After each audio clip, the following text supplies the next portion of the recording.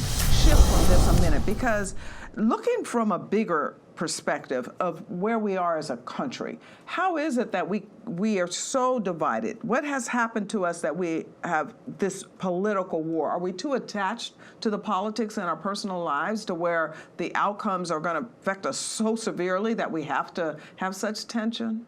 Well, this is not something that just happened to us. It didn't just grow up gradually. Yes, we've been divided and becoming more divided over time because of intractable controversies in the society.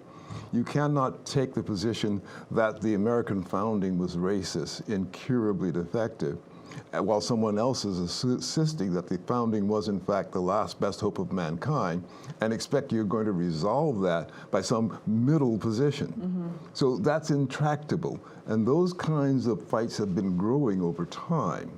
But it is especially difficult if a fraud on this scale has taken place, because what you are witnessing is a supremely accomplished and intelligent operation, which from its very conception is designed both to foster the division and to mislead you.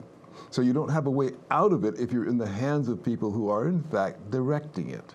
Well, then where do you find auditors? If we have people that are so now invested in their worldview that they would violate the law, violate the Constitution, interject their own policies, which we're seeing. I mean, my goodness, you can't even trust now the tech companies, and that they're really a fair and level playing field. So how are we going to find anyone that's going to say, I'm just looking for the facts? There are competent statisticians, political scientists. I've done this work before. I've worked a number of law cases.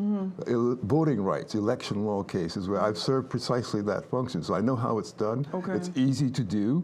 It's simply a much larger scale for the whole nation and extremely expensive.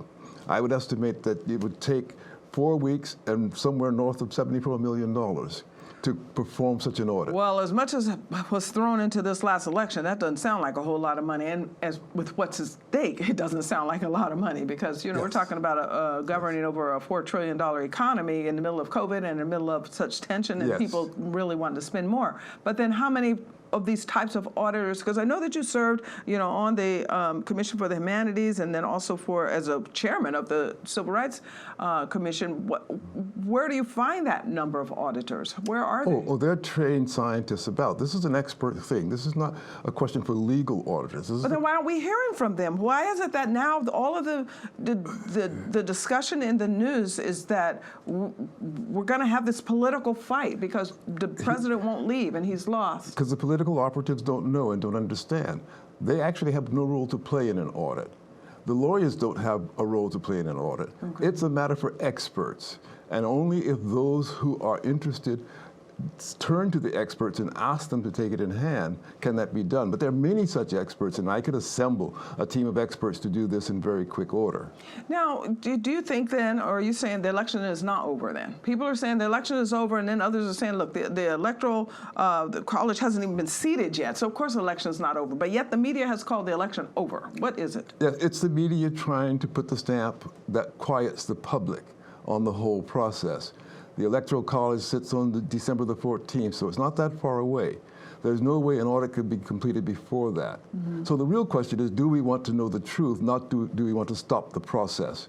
Do we want to know the truth? And if we say, yes, we want to know the truth, then what are the steps? Then someone would have to say, here's $74 million, go and get it. Assemble a team. And that can be done a number of ways. CURE could do it. CURE could call together a team to conduct such an audit, a team of experts, or any other nonprofit. And it could be completely independent and nonpartisan. Yeah, but how? I mean, we are so partisan as a society and our organizations. I mean, where are you going to find someone that considers themselves center-right or center even, or objective? I mean, we're having trouble now finding juries to appears because we know that even that's been politically motivated. Yes, but it's not a question of the politics of the partisanship. That's what you said. Every time I served as an expert witness, I said to the team that hired me, you must understand one thing. I will tell you what I find.